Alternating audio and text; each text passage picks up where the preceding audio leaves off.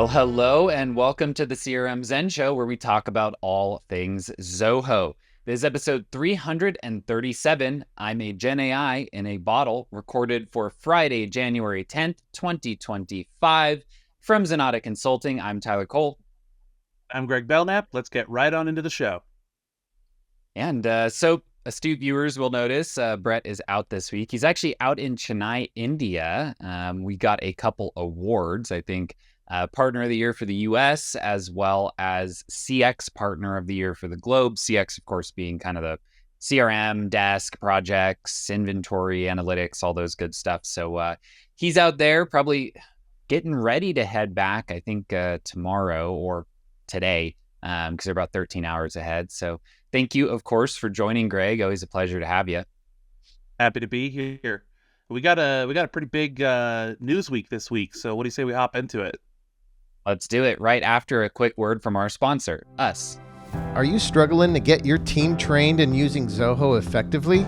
Considering the hefty costs of team meetings and onboarding sessions dedicated to Zoho training, there has to be an easier way. Say hello to efficiency with our Zoho team training courses. Zoho CRM made easy. Become a project management pro, top-tier customer support, and maximize your marketing impact. Are you ready to equip your team? Start today at zenatta.com/training and let us lead the way.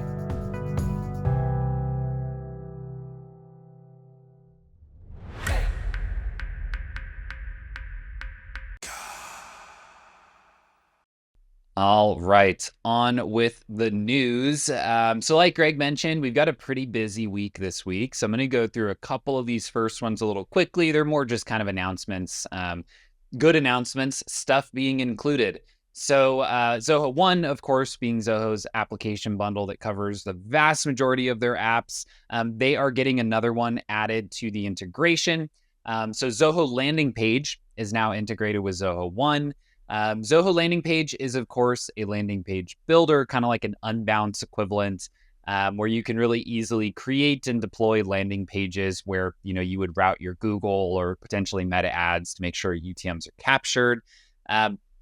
This is an interesting one because it was already included with Zoho One, but you had to email and get it activated. Now they've just added it, right? So it's just go to one.zoho.com, add it, you're good, just like every other app. So just quality of life thing there. But we do have some people using landing page. It's quite good. You can use it to build the page and then embed a Zoho form on it. So you don't need to rebuild all your forms. Pretty nice one there. And then again, it's got tons of integrations and functionality that you can use to pipe that data wherever it needs to go. Next one too, just like another addition. So Zoho Workplace is a bundle that includes a bunch of Zoho's kind of productivity apps. So things like the Office Suite, OneDrive, Zoho Click. I think Zoho Meeting is included. Now they've added Zoho Vault, which is Zoho's password manager. Again, this is one of those why not applications. It's a password manager, does what it needs to do. You've got 2FA in there. It's got credit card storage, PCI compliant. I think there's certain types of applications where they've all kind of coalesced to be pretty much the same thing. And I do think that Vaults kind of fit into that. OnePass, LastPass, Zoho Vault, plus or minus, they're basically the same thing. So if you are using a password vault tool and you're on Workplace, you might be able to save some money. I do know that with any vault platform, migration is a bit of a pain in the butt because you don't really want to export everything to a spreadsheet, right? So something to consider there, the switching is a bit difficult because you don't really want to ever store this stuff in text. But nonetheless, definitely something that you should consider just, again, as a way to save a couple bucks. Yeah. And something about the things like Zoho Vault or WebEx, because a lot of people might ask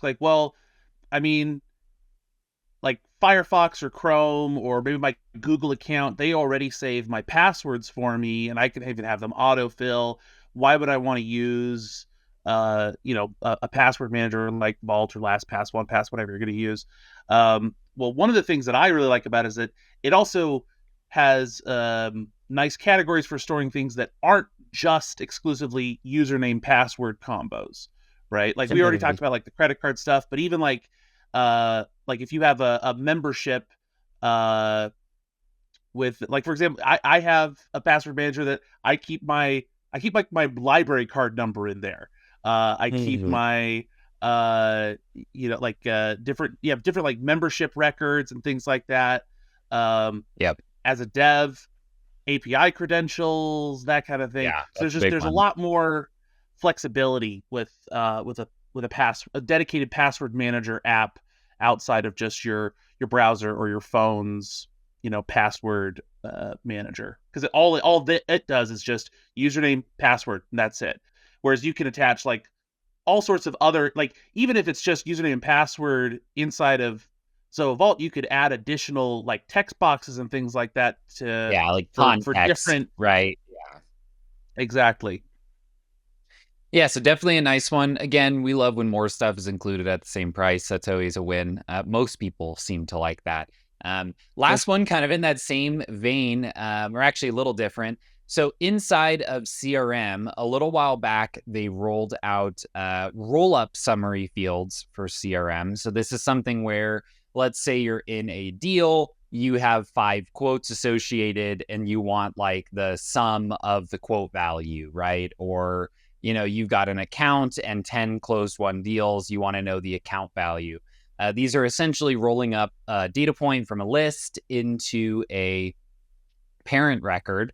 So these are rolled out a little while back, but they were not super flexible. What they've done here now is add a lot more customization capabilities. So if you're watching us on YouTube, you'll be able to see this new flow. You're essentially either able to do either like a predefined rollup, which are, total deals, some of these pre-baked ones that are really commonly needed, or you can create these more custom rollups that are much more flexible than before. So here they're saying like, hey, rather than giving me like the sum of the deal amounts, give me the average, right? Which is just another metric where you might bucket your customers and market to them differently based on their average purchase size. So you'll be able to go in, essentially pick that related module, choose how you want to track it. Actually, I mean, some of these are really nice. Like they've added some for date fields, like give me the earliest closing date, right? Like that's actually a really useful one. Like it would basically be like your customer activation date, right? The earliest date where you want a deal is the date that they became a customer. Actually, there's use cases that I've had to write SQL statements for just to do that, where this would have been really convenient. I'm thinking about my partition buys that I have to do that you always have to help me with. So yeah, you're essentially going in, creating one of these custom rollups, picking the module, picking the type of field. So obviously, like some of these operators aren't going to work on every field type. Like earliest, right, is more for like a date, where some is going to be for numerical fields.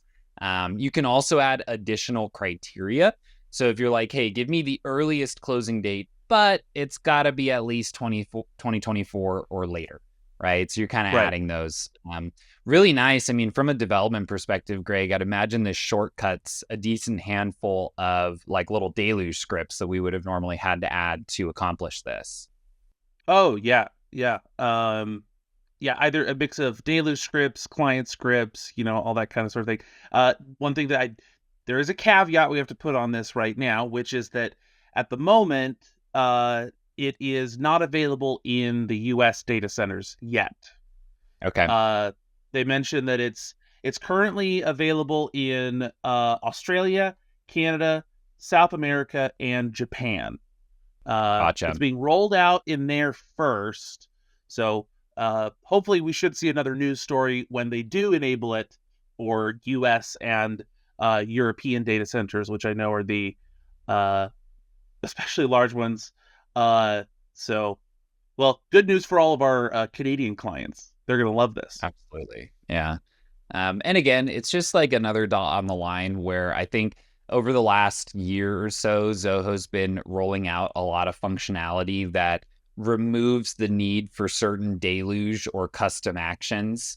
That I just, again, even as people who are very comfortable doing those, for a day-to-day user, it's like, man, why do I need to learn deluge just to put like the total revenue of an account on an account? Yeah. Right. Like for a lot of people, it just feels like, why do I have to do that?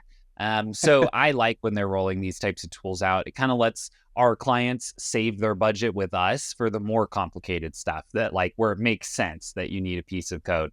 So yeah, keep at it, Zoho. I love to see this stuff. It makes me very happy when day-to-day users can do more things. So this is one that we're going to circle back on also in the world of CRM for this next story. So a little while back, we had talked about Zoho making some changes to the CRM portal user types and some of the limits. And basically the takeaway message was you used to get 10,000 free portal users, but they only could be inside of one portal user type. Now you get 1,000 free portal users, but you can put them in any combination of different user types. So really it's like, it's harder to use it for free, but it's a lot easier to test a more complicated portal that you might be rolling out. Yeah. So this update here just kind of goes over some of the updates to that they've rolled out, like tracking the users and, kind of going through who can be invited, what types of portals can be done for free, right? So before you could only do contact portals for free. Now you can do leads, vendors, and custom modules. So it's kind of like they've eliminated some restrictions, but they've set a lower cap on how many you can get for free. So like some people probably really excited about this. Some people probably pretty frustrated about this, just depending on how you were using your portal. They also did make some changes to the pricing where essentially it's going to like ladder down from 3 to 2 to 1 user per month as you continue to purchase more of those users. One of the big reasons we included this is kind of a call out over on Club Zenatta that we wanted to note for everybody. So when we kind of posted this article, one of our longtime participants, Paul, kind of mentioned, hey, he's heard through the grapevine that if you did already have 10,000 free licenses for contacts, and you're like actively using that, where you're like, hey man, like I invited 8,000 people under the premise that they were going to be free. I don't really want to pay for them. It seems like maybe there's some wiggle room if you were already using it. Obviously, I cannot guarantee anything. That is up to Zoho when you reach out to them. But in his case, yeah, it seems like he is in communication with them. I'm assuming he's going to keep us in the loop here on whether or not he gets this approved. Yeah, they do actually say, if you go back to the news article in the little yellow info box, they do explicitly say, if you already have more than 1,000 active users in the client portal, we will continue to serve the same consumed count for free. So anyone who was already above that 1,000, you're grandfathered in. Cool. Now, if you add a new user, I don't know what that means. If that means that they all now have to be paid. Yeah, I don't know. I don't know. Work that out with Zoho, but if you already have people in there, you're not supposed to have to pay for those people if they were already in your system. Yeah, no one's gonna get a surprise $30,000 invoice out of nowhere. Yeah, we try to avoid that. Yeah. Another quick update here from the world of CRM. Zoho just, I guess, a little belated, but in the Christmas spirit, giving things away. So custom modules in CRM are something that we use all the time. It's basically just a way to create a new set of data that's going to live in your CRM outside of like the traditional leads, contacts, accounts, deals. These were previously only available in enterprise and above.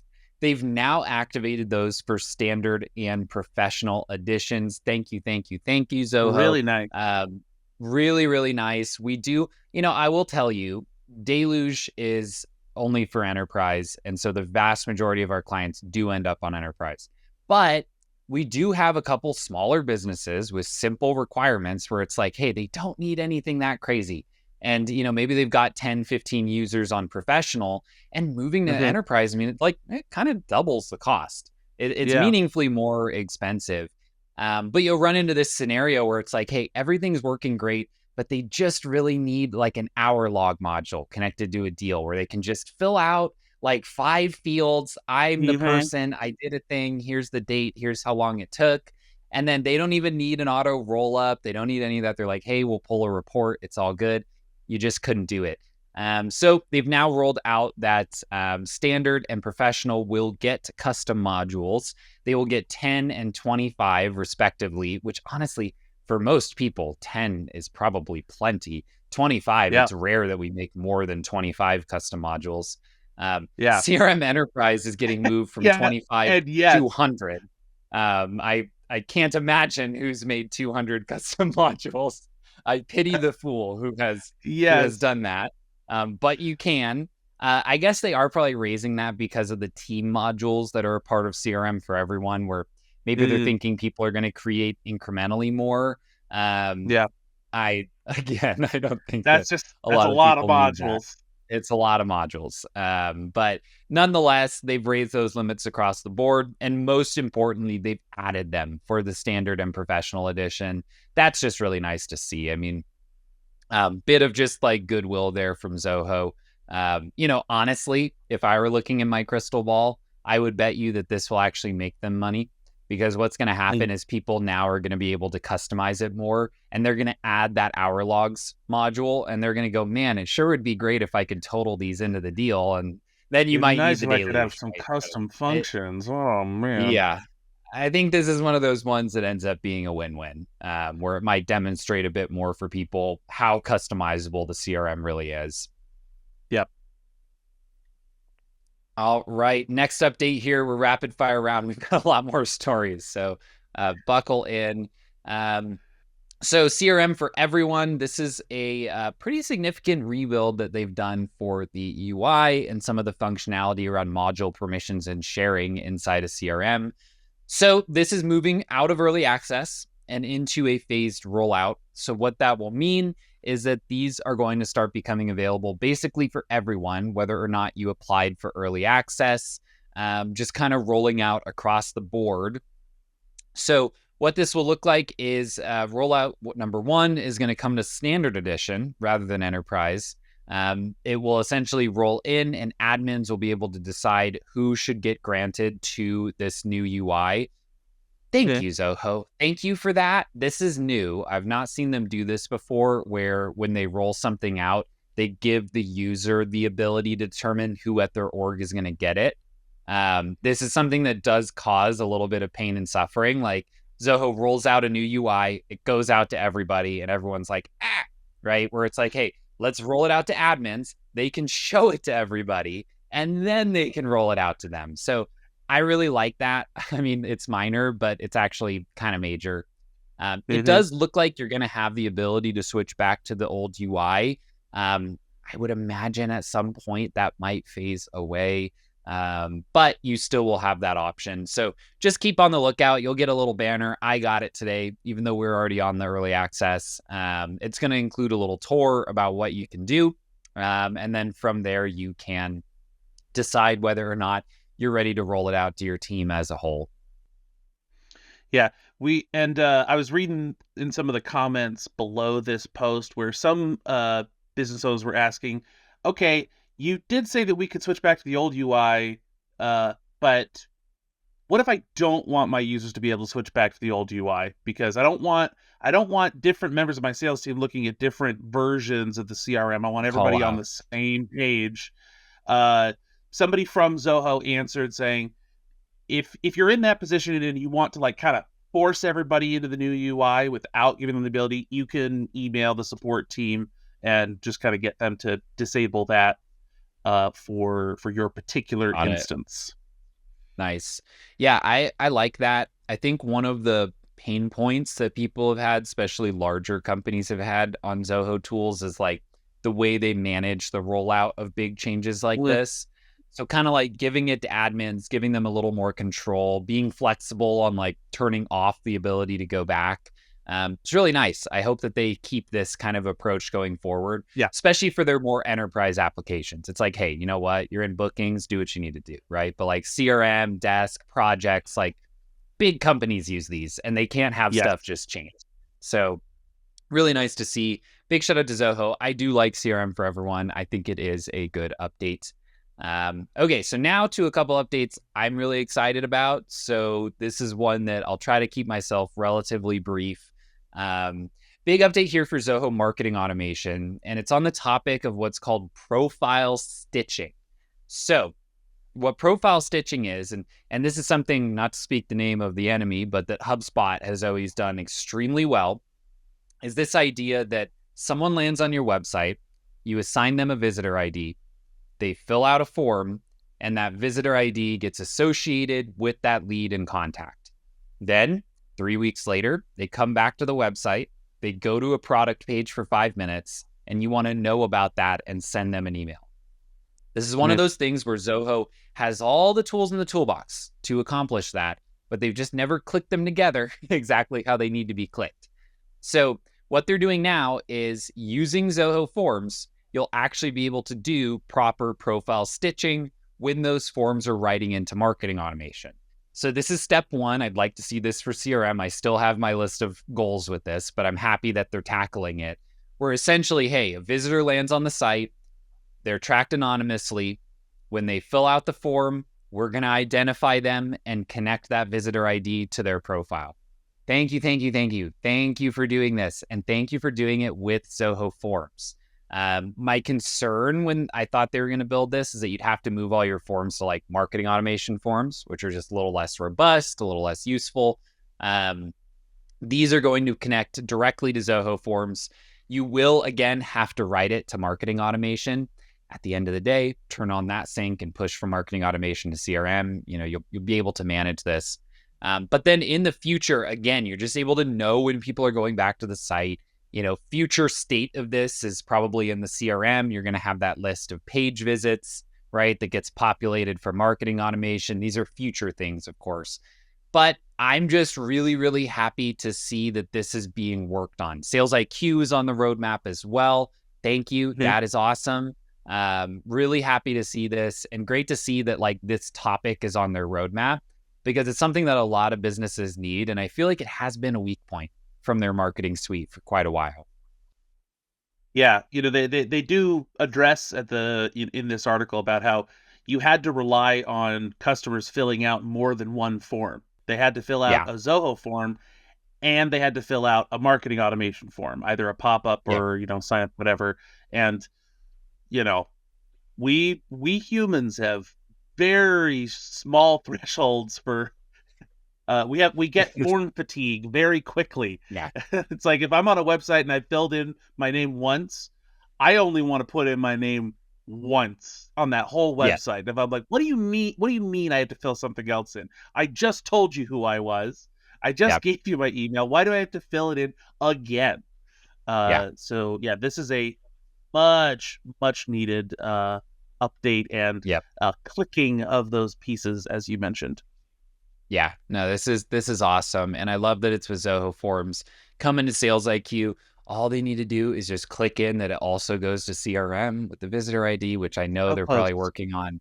So again, I am nothing but happy to see this in their pipeline. It's a big need. And again, it's one of those reasons sometimes where when I'm on a sales call and someone's like using this in a tool like HubSpot, I have to tell them like, I can kind of make that work, but it's going to be a little funky. Where I'd love to get to a place where I'm like, oh yeah, Zoho does that. No big deal. Mm-hmm. And this is a big step in that direction.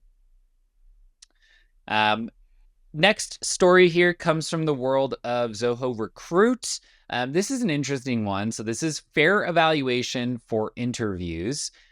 Short story really of how this works is that you might be in a position where you want to make sure that interview 2 is not influenced based on interview 1.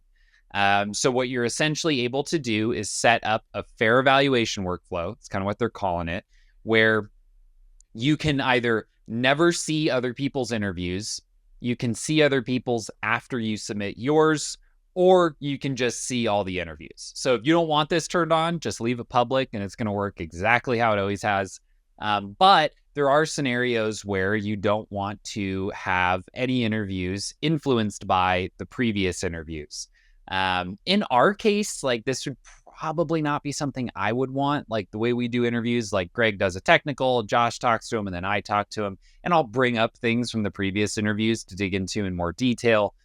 So not everybody needs this, but if you do, it's now just a native functionality, and you don't have to get weird and clever with sharing rules or, profile settings to accomplish this. Yeah, I think our flow is a good example that, yeah, they meet with different people. I check their technical capabilities if they're going to join the team.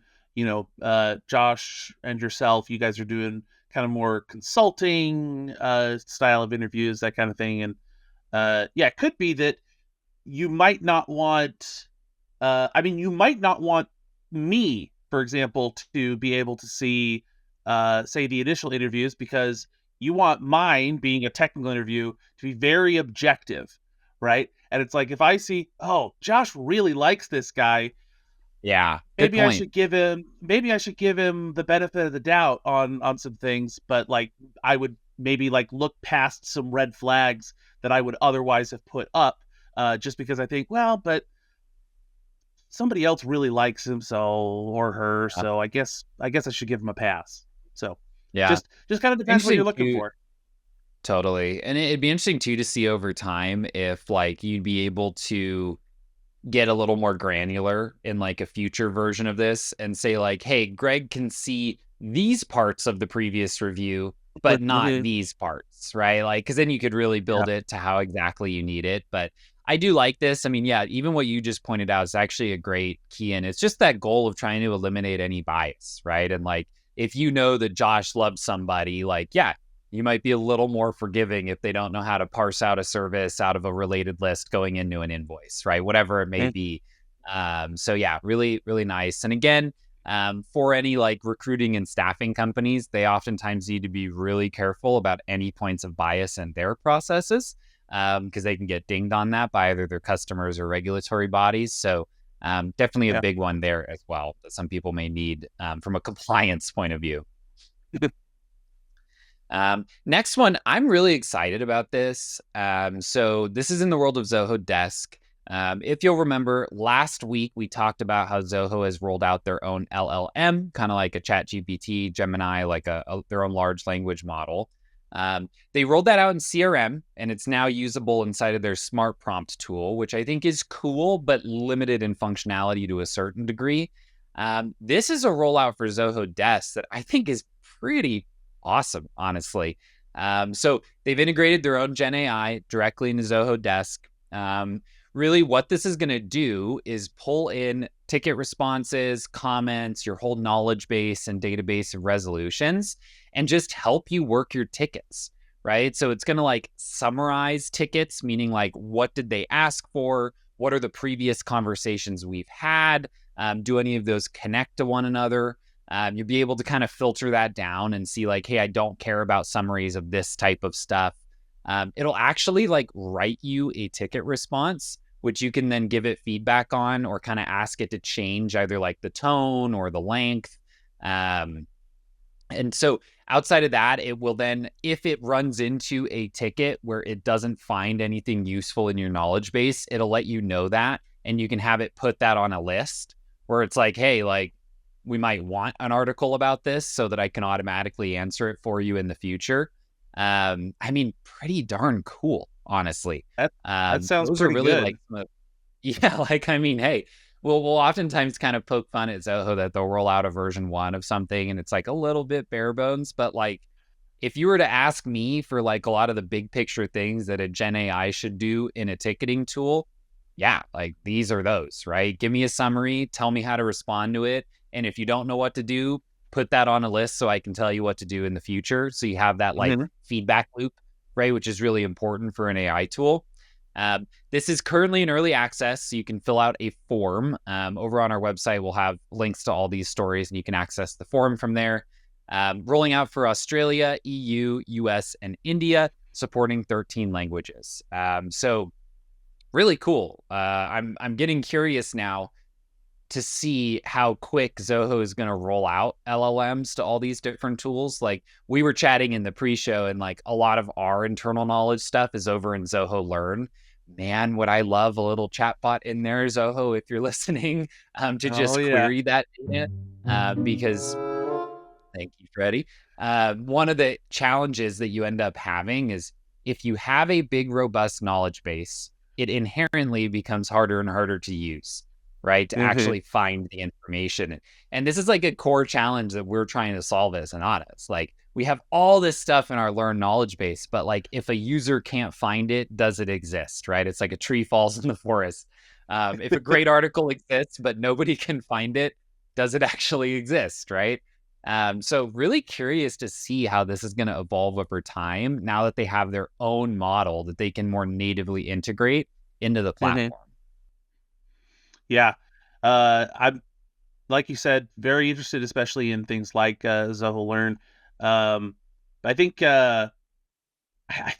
what people would be most excited for this is something like in I could see Zoho projects or CRM it being really good. Like, because I'm imagining something similar to like do away with the because we have the feed model that was initially purported by Facebook, right? I think that kind of started off the whole you have a feed of like just people's posts. It would be nice if you could log into like the CRM or to projects, something like that, and some kind of little robo butler kind of comes up and says, hey, here's some of the important things that have happened since you last logged on. You might want to take a look at this. You might want to take a look at this. You might want to take a look at that. Kind of help guide your day rather than because otherwise you have to have this. Otherwise you have to create so many kind of like reports and things like that and set up this kind of regimented like, all right, first thing when I log in, I need to look at this list, and then I need to look at this list, and then I need to look at this list. Where it would be nice if there was something that could kind of just tell you what you should be doing, what you should be focusing on. Or even at like an admin level, if admins can kind of teach the AI what types of things are important, but then it gets summarized a lot more easily for a user. Or even like if you think about projects, if I'm a project manager or like a director of operations, if I could log into projects, open up a chat window and go, any projects seem like they're going weird, right? And then it can kind of use its own determination, like, okay, we've got overdue milestones, tasks over budget, like whatever, right? Whatever it can kind of determine to define weird, which obviously you might want to use a more accurate term. But yeah, Gen AI is a really interesting thing for Zoho because everyone's adding it, right, to their products. But Zoho has a really robust environment. And so there is a future world where hypothetically they could have this kind of Gen AI running cross application, right? Where like users can be heavily informed on what's going on across the entire org for particular clients, requirements, projects, whatever it may be, because that database is all in one place, right? So there's definitely something interesting that Zoho can do in the long term to really capitalize on the utility of these LLM tools, just because they already have so much of it in one place. And that's a big part of what makes an AI tool useful. Yes, I am. Sorry, I'm sending us down a rabbit hole, but I am now thinking that one of the biggest issues I think that they would need to tackle is like data sharing and user permissions. Because like if the LLM has access to all the information of the database, how can you tell that robot, by the way, Derek shouldn't be able to ask the bot what Sam is up to? Right? Of like because the bot's just going to know everything, but how do you so they'll need to, I imagine that's probably a very that's probably a reason why we're not seeing it just immediately rolled out in all these apps. Because Desk, everybody shares kind of the same knowledge base. But because that would be, I imagine that'd be a big concern for a lot of people is if you ask a bot like, hey, how are Sam's numbers looking? And I'm his, I'm a competing salesman, there's definitely a bit of a risk there. They might end up needing some type of like, I'd imagine there would be some type of like suite of permissions eventually that you'll probably need to go in and configure for using the bots, because there is always that concern of if it's acting as an admin and gets access to everything, then You just want to make sure it doesn't share anything that it's not supposed to. But Mhm. even just these implementations for specific use cases, they're starting to look really useful, where I will admit for a while, I just didn't really see a lot of utility in the way that like Zio is being implemented. But like this, yeah, okay, yeah, I would use this. This Yeah. would save people time.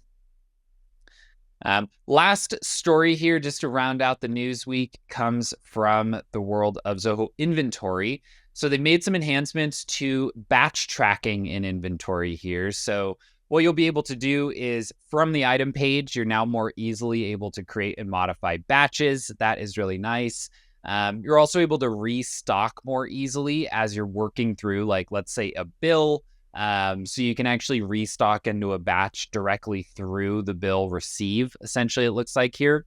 And then when something is returned, you can turn on a setting such that you can only return something that is batch tracked back into the batch from which it was sold. That seems like totally necessary and required functionality, so that's good. I can't imagine a time where it would be okay to take something back from batch A and then put it into batch B and sell it. That seems like it would defeat the point of batching. So Yes. really nice across the board. I haven't really gone down too much of the rabbit hole in implementing batch tracking myself. I've heard mixed reviews, so it is good to see they're going to continue working on it. But yeah, so they're essentially rolling out just a ton of new functionality for these batches, and hopefully are going to, make them more functional for people that do need them. Anything out of this list kind of stand out to you, Greg, on batch tracking? I think I think the same batch return is probably that's probably the one of the most important things on here, just so that, yeah, like you said, batches don't get mixed up, because the whole Yeah. point is that you want to keep a good handle on things. Also, just for anybody out there, if you're like, I don't know what they're talking about, what do they mean batches? Like, should I be using batches? Basically, if a batch would be if you purchase products, and because one of the required fields for creating a batch is an expiration date. So Yeah. essentially ask yourself, if a given order, a given vendor order that I get in of product can expire after a certain date, that's when you should be using batch tracking, so that you can know, like, that you're getting the oldest product out before it goes bad, Yeah. in Yeah. whatever way that is. Yep. So yeah, nice one to see. I know batches and bins are kind of the two big things on inventory that they're going to be working on a lot. So keep an eye on this space if this is functionality that is useful for you. So I think with that, we've wrapped up the news. Like we said, it's a long week. We do go through before we go into the news and try to remove as many as we can and save them from the newsletter. But honestly, like, none of these were really skippable. So It we was get them in. a juicy week. Thought it would, yeah, exactly. Busy week. So with that, let's jump right on over to Club Zenatta and check out our code share of the week.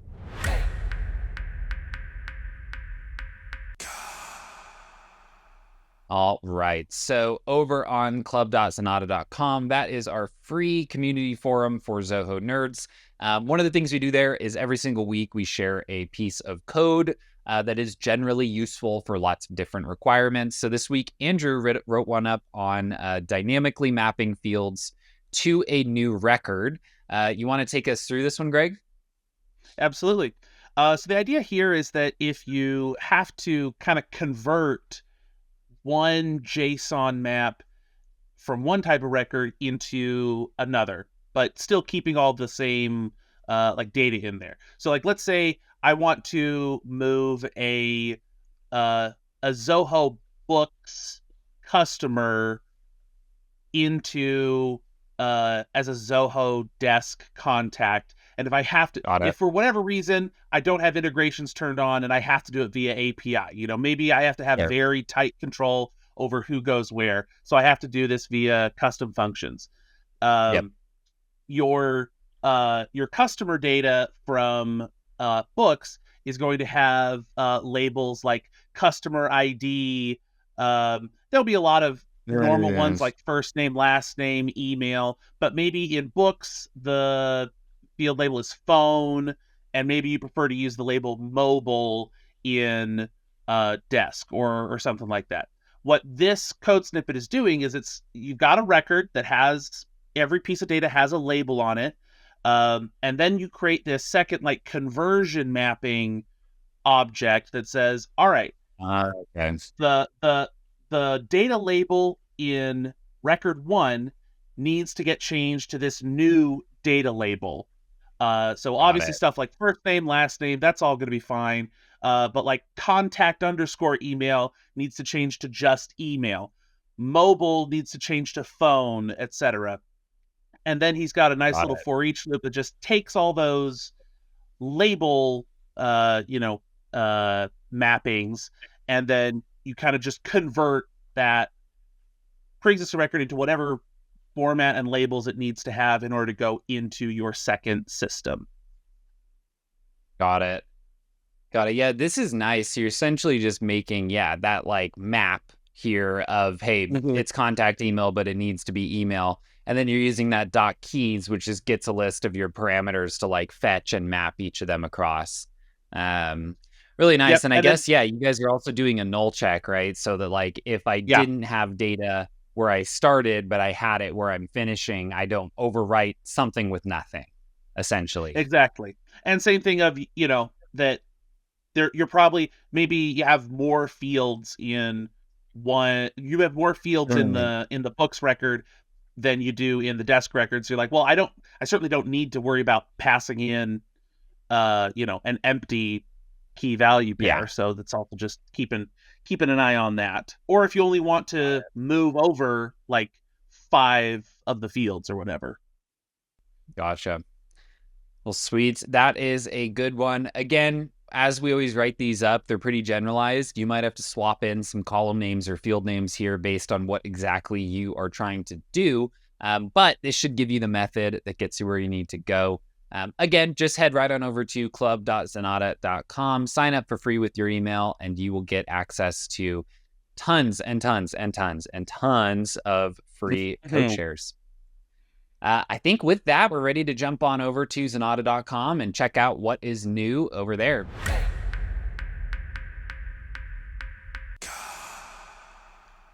All right, here it is, Greg, the shameless self-plug. So, like we mentioned at the beginning of the show, Brett is actually out in Chennai right now for their Global Partner Summit. And we won a couple of them. So we got Global Partner of the Year for the CX Suite, as well as Partner of the Year in general for 2024. So the CX Suite is essentially CRM, projects, click, desk, campaigns, analytics. I think Zoho One actually gets factored into that, even though it covers just about everything. That really is our area of specialty, really everything outside of that like HR suite, like Zoho People. So yeah, super honored that Zoho kind of recognized a lot of the work we've been doing to, one, educate people for free on these tools, as well as help them succeed when they choose to hire us as their formal partner. So yeah, big shout out to Zoho. Thank you for the recognition. Shout out to Brett for making the long travel. He got hit just about every delay that he possibly could on the way out there. I think he left LA on Friday and got in on Chennai Monday a couple hours before the conference, and basically just went straight there to get the award. So hopefully he is catching up on sleep wherever he can, because that is brutal. I would be useless after that day. This is going to be one of those journeys where you spend more time traveling than you do at the place you were going to. Yep, I think so. I think so. So yeah, big shout out to really our whole team. This is a team award for everybody, our consultants, development team, the marketing team, Freddie, the ghost above, who manages a lot of our content. Big shout out to everybody. We couldn't do this without the full Zenatta team. So yeah, really excited. And thanks again to Zoho for the recognition. I think with that, speaking of free and useful content, let's head over to our YouTube channel for our tip of the week.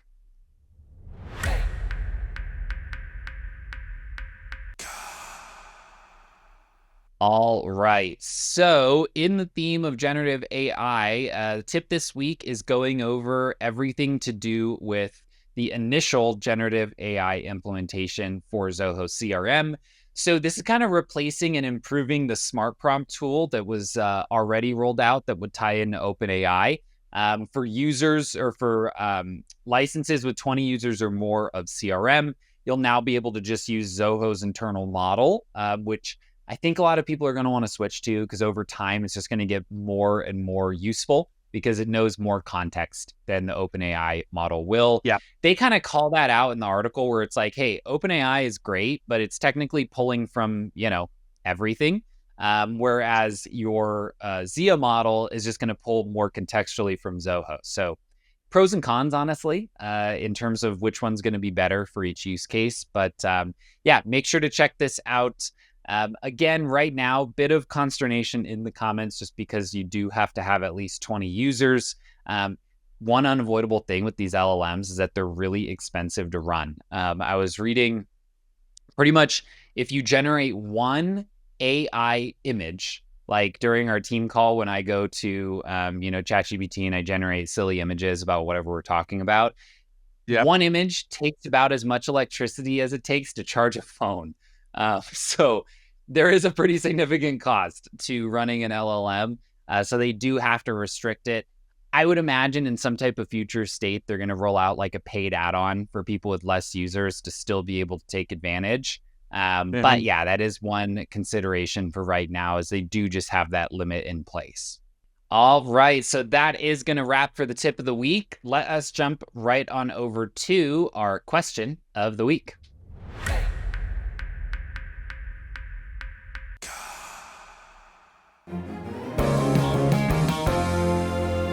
All right, there it is, the old Azaz branding. You thought you had escaped it, Greg, but you have not. So this is a question that kind of got followed up on Club Zenatta, and we want to just check back in on it. This is actually an old one that we answered a while back, actually on the original version of Azaz. So this question is about this utopian world that I want to envision about phone and SMS integration for CRM, desk, and recruit that just works across the board. So asked back in 2023, our answer was no. Unfortunately, there's not really a perfect solve. Followed up on at the end of 2024, still not a perfect solve. We are getting closer. I would say, Nick, if that goal is I want phone that's going to tie into desk and CRM, and then I want SMSs that can go back and forth out of desk where each SMS does not create a new ticket. That's the big caveat there. Really, the best option is get your phone numbers through RingCentral. Use the phone side of that, right? So connect VoIP through the phone bridge, and then get in touch with the Cinch Message Media team to bifurcate the SMS component of your phone number over there. That then gives you access to Smooth Messenger and CRM. And using a flow, there is actually a flow integration that Cinch has documented on their site.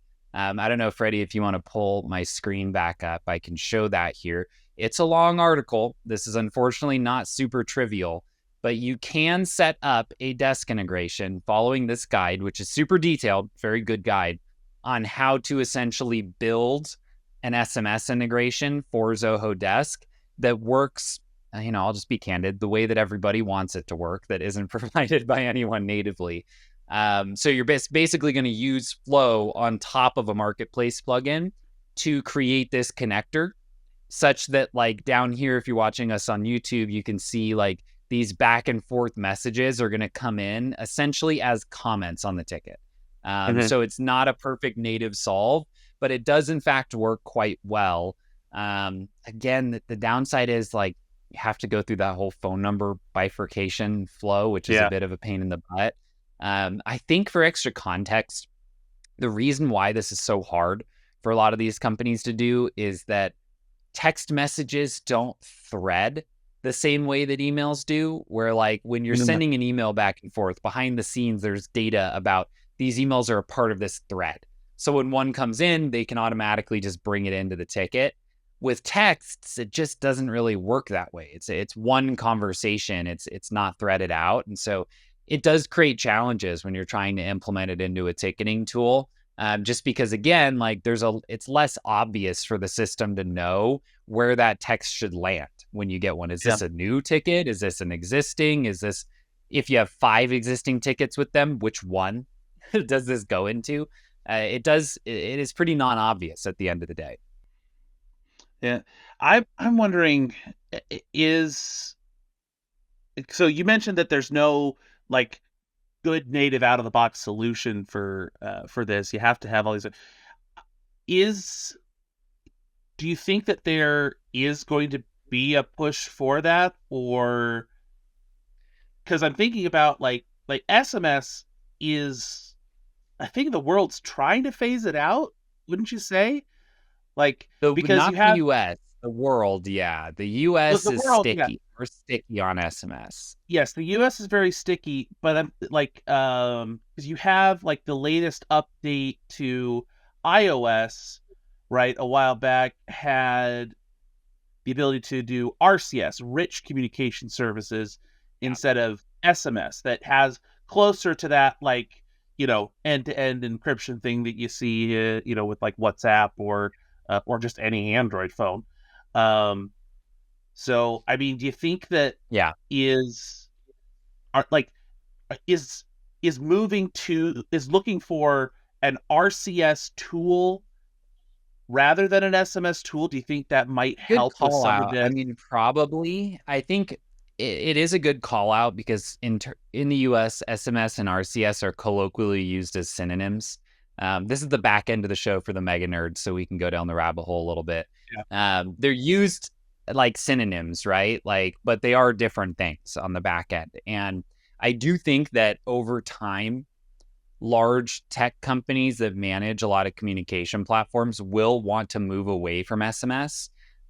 This was actually a court case that went down back when Apple rolled out iMessage and basically moved away from using traditional telecommunications towers to send SMS, right? They're like, Yeah. no, this is going through internet. This is not like telecom. This is internet now. And there were actually tax laws around SMS where there's supposed to be certain amounts paid. And the move to iMessage was a bit of an end around. So the tech companies are a bit in a battle with the taxation around it and the traditional like tech providers who own the towers, where like if you are Verizon, you would like to lobby to make sure that there are more tax disincentives for using iMessage than SMS to try to bring them back to the table. So it is going to be an ongoing fight. I would bet on the tech companies winning, and I think over time you'll see more movement away from SMS. You do see that in the US now when it comes to marketing SMS, kind of broken down between transactional, like I have my dog at a dog sitter. Obviously, they can text me. I shouldn't be able to opt out of that, right? It's like, no, I need to know my dog didn't eat dinner, whatever, right? Or there's a difference of like, I buy a list of 10,000 leads and I just want to text them, right? Where a lot of those you're now having to rent out or lease short codes, which are very expensive. And that kind of identifies them as marketing messaging. And so you're starting to see it tighten up, where I wouldn't be surprised to see a bit of a pivot into more new, like internet enabled options for those types of communications. I personally am a laggard. I don't want to download 10 different messaging apps. Like I really, really, really don't want to, selfishly, but I think it will happen in the US as time goes on. Yeah. I mean, well, so there is already, like I said, the fact that like now in your Apple messaging app, if you're an Apple user, you can turn on that RCS where if everybody's all got that RCS messaging enabled, it is really nice. My wife is an Android user, and all the rest of my immediate family are all Apple users. She can finally be part of the family text thread, and we can. The nicest thing. This is now I'm just going off in tangents, but now we can react to each other's posts without doing that thing of quoting the whole message all over. Greg reacted, thumbs up to. So like this, and then you react to that. So Yeah, Yeah, and it is interesting. I mean, the only reason that Apple did that is the threat of FTC intervention. Yeah. Tim Cook actually was interviewed. He made a big mistake, and I think it led to them having to do this. Tim Cook was in an interview with someone who was saying, man, like, it'd really be nice if Apple would embrace RCS, because when I send pictures via text, the interviewer's on an Apple and his mom was on Android. And he was like, hey, I'll send these images to my mom, and they always come in super compressed and bad, which was always just a thing. Like, if an Apple user sends an image to an Android user, it would just look bad when it delivers. Yeah. And Tim Cook said, one of the few mistakes this man makes in interviews, why don't you buy her an iPhone? Uh-oh, you're a monopoly. You know, that's how you get got, right? Because you're doing anti-customer things to sell products. And so I think they had to come to the table and proactively add that to avoid potential scrutiny. So, yep, fun fact for the users, if no one's seen that interview, it is pretty funny. You can tell he made a mistake right when he said it, and he knew it. So kind of led them down a rabbit hole where now the service is better. So, hey, win-win. Yeah. All right, well, tangent over. Let's do our wrap for the show. If you liked that, you're welcome for it. If not, I guess you've left the video by now. So, as always, if you want to get in touch with myself or anyone on the Zenatta team, just head on over to zenatta.com and click on Book a Meeting. On the website, of course, is where we also have full episodes of the show, as well as links to all the stories we discussed today. Last but not least on that, make sure to also subscribe to our newsletter, where you will get that news delivered to your inbox every single Monday morning. And if you want access to the code shares that we talked about today, head over to club.zenatta.com, join our community, converse with other Zoho nerds. And if you'd like to get your team trained up in the core Zoho apps in less than 7 days, head over to zenatta.com/training to get your team trained up today. And last but not least, we always appreciate when you like and subscribe here on YouTube, as well as your choice of podcast app. We'll see you next Friday. The CRM Zen Show was produced by Podcaster Zen. Went down the rabbit hole on that one. Oh, yeah. All the way to Wonderland.